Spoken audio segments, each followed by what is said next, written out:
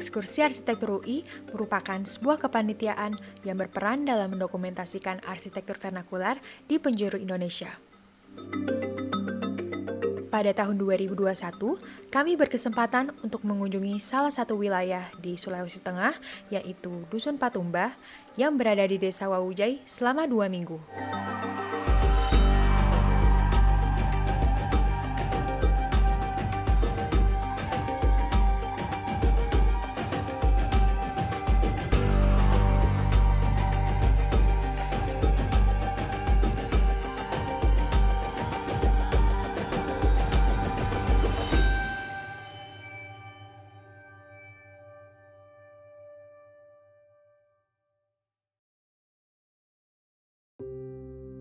Suku Kaili merupakan suku bangsa di Indonesia yang mendiami sebagian besar dari Provinsi Sulawesi Tengah.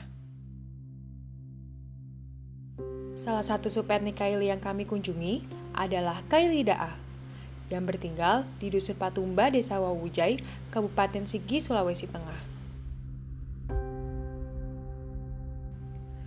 Dusun ini terletak pada kaki Gunung Gawalise dengan ketinggian hingga 850 meter di atas permukaan laut. Curah hujan pada desa ini relatif tinggi. Tingginya curah hujan dapat dirasakan dengan adanya air yang turun membasahi desa ini hampir setiap hari.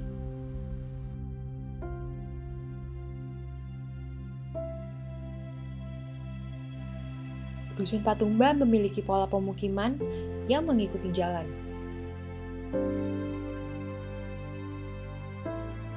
Posisi bangunan seperti rumah tinggal, gereja, sekolah dibangun di samping jalan utama warga yang konturnya lebih rendah dan datar. Sementara itu, kontur yang miring biasanya diisi dengan perkebunan.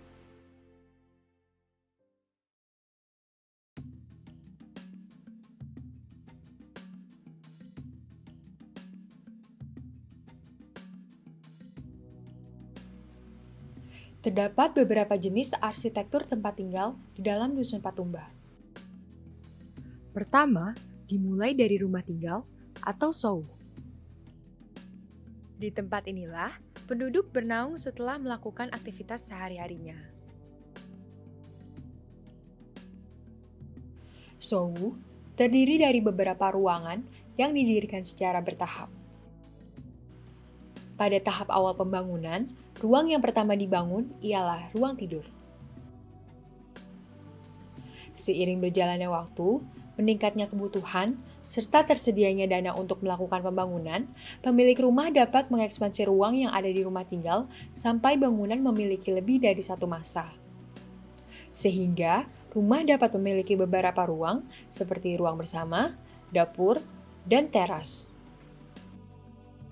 Dahulu, hunian utama mereka ialah rumah yang berada di atas pohon. Satu pohon yang kuat dapat menopang beberapa rumah yang dikoneksikan dengan jembatan. Rumah ini disebut sebagai souh ritufakayu.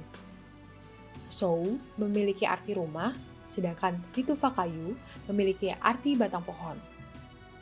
Konon, salah satu keuntungan rumah tempat tinggal yang berada di atas pohon ialah dapat meminimalisir hal-hal yang tidak diinginkan seperti hewan buas dan tindakan kejahatan. Semisal ada pelaku yang berniat untuk berbuat jahat, maka penghuni rumah dapat mengantisipasi kedatangannya. Biasa kan ibu-ibu itu dikasih tinggal suaminya. Kemana suaminya? Pergi di pasar. Biasa pergi di pasar itu sampai 3 hari baru pulang ke rumah. 2 hari ya. Satu hari jalan, ya biasa 3 hari kalau hujan. Jadi istri dikasih tinggal di rumah, yakin posisi aman. Karena rumah tinggi. Kalau ibu-ibu ini juga yang berani, kalau ada orang mengganggu, kan pasti dari bawah dia. Kesempatan kasih mendidih air di atas. Kasih mendidih air, siram. Untuk memenuhi kebutuhan hidupnya, salah satu mata pencaharian masyarakat Patumbah ialah mencari kayu ke hutan untuk diambil kulitnya. Mereka pergi ke hutan dengan berjalan kaki. Selama perjalanan menuju lokasi, mereka biasa menemukan rumput-rumput liar dan tanaman kecil yang perlu ditebas untuk membuka akses. Sesampainya di hutan, mereka akan mencari pohon yang memang sudah layak untuk ditebang. Setelah pohon tersebut ditebang, langkah berikutnya adalah menguliti dengan menggunakan parang.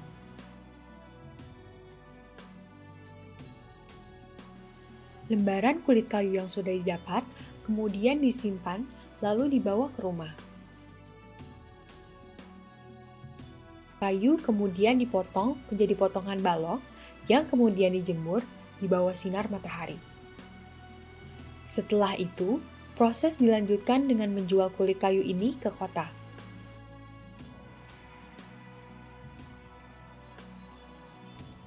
Ketika ada warga yang sakit, mereka akan melakukan ritual yang disebut dengan Potafui di dalam Seoul. Potafui merupakan kegiatan yang bertujuan untuk menyembuhkan orang yang sakit dengan cara ditiup. Kegiatan ini dilakukan oleh orang dewasa yang mengetahui banyak nama leluhur. Karena dipercayai bahwa sakit datang akibat melakukan tindakan yang menyinggung leluhurnya. Bagian punggung pasien diusap serta ditiup sembari menyebut nama leluhur satu persatu. Harapannya, setelah ditiup tubuh orang yang sakit akan kembali membaik.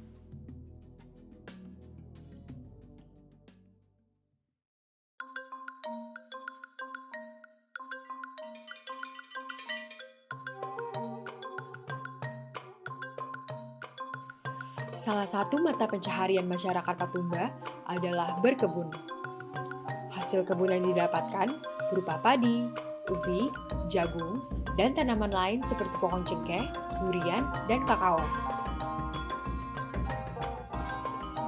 Terdapat rumah yang digunakan masyarakat untuk menjaga kebun dari babi dan hama lainnya yang dikenal sebagai rumah tinggi atau Soumpokato. Beberapa Soumpokato memiliki tataran di salah satu sisi masa utamanya yang dapat memperlihatkan kebun secara langsung. Proses pembuatan Soumpokato ini diawali dengan ritual potong ayam, setelah itu dilanjutkan dengan proses pembuatan rumah. Proses ini diawali dengan membuat pijakan berupa lantai bambu. Pembangunan rumah ini dapat dilakukan secara bersama-sama ataupun sendirian. Seperti Seoul, rumah ini juga dapat mengalami ekspansi sesuai dengan kebutuhan. Dalam membangun rumah di lahan yang berkontur ini, masyarakat memperhitungkan lurus tidaknya bangunan hanya dengan penglihatan dan perasaan. Rumah ini dibangun menggunakan material bambu. Bambu yang digunakan sebagai struktur ini berasal dari hutan. Dinding dapat menggunakan material kayu atau bambu, sedangkan bagian atap menggunakan rumbia.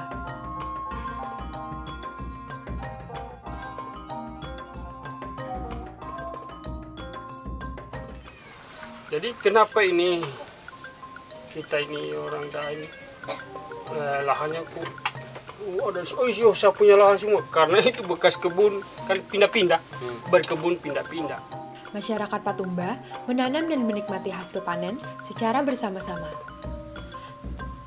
Masyarakat Patumba percaya bahwa kebun yang ada dan ditanam dapat dimanfaatkan oleh siapa saja. Walaupun begitu, ada beberapa kebun yang sudah ada kepemilikannya, sehingga kebun tersebut dapat diwariskan kepada keturunannya. Panen, menurut masyarakat Dusun Patumba, dikenal sebagai Muvai. Dalam menentukan masa panen, mereka menggunakan bintang sebagai penentunya. Hal ini berkaitan dengan keyakinan masyarakat yang percaya bahwa takdir dan kejadian dialami sudah tertulis pada bintang.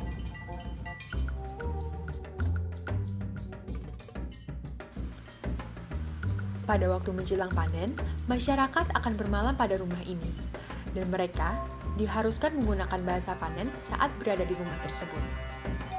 Hal ini sudah dilakukan secara turun-temurun.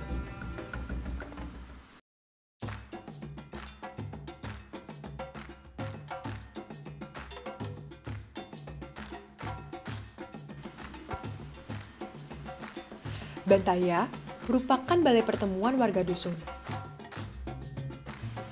Dusun ini memiliki satu bantaya. Di tempat inilah masyarakat Desa Wawujai melakukan kegiatan bersama seperti kumpul warga, perayaan, makan bersama, dan ritual. Ketika sedang tidak digunakan, masyarakat menjadikan bantaya sebagai tempat untuk menjemur hasil kulit kayu yang telah dikumpulkan oleh warga setempat. Bantaya di Dusun Patumba ini terdiri dari 3 bagian. 1 ruang besar untuk berkumpul dan 2 ruang dapur di sampingnya. Salah satu dapur merupakan dapur bakar yang memiliki elevasi lebih rendah, yakni bersentuhan dengan tanah. Setiap perayaan dilengkapi dengan ritual pemotongan ayam untuk melihat empedunya. Ayam ini diburu dengan menggunakan sumpit, alat berburu khas yang dimiliki masyarakat. Bagian alat ini terdiri dari sumpit dan bambu. Mereka menggunakannya dengan cara memasukkan sumpit ke dalam bambu, mengarahkannya ke target, dan meniupnya dengan mulut. Ayam yang sudah diburu akan dilihat empedunya untuk mengetahui akan baik buruknya sesuatu. Bagian ayam lainnya akan diolah untuk dijadikan santapan. Pada ruang dapur bantaya, ibu-ibu memasak bersama. Salah satu cara memasak yang sering dilakukan oleh mereka ialah dengan cara membakar. Seperti dalam memasak nasi di dalam bambu yang dibakar, serta membakar ayam. Setelah makanan dimasak, makanan ini dihidangkan di ruang berkumpul. Para penikmat makanan duduk berbanjar dengan tempat duduk pria dan wanita yang terpisah. Wanita duduk di dekat dapur, sedangkan pria di sisi sebaliknya. Masyarakat percaya, makanan merupakan esensi penting dari kehidupan. Setinggi apapun ilmumu, percuma jika tidak makan. Oleh sebab itu, masyarakat tidak boleh menolak makanan yang ditawarkan. Terdapat kepercayaan, apabila menolak makanan dari tuan rumah, akan menjumpai musibah dalam perjalanan atau dikenal sebagai Nas Solora.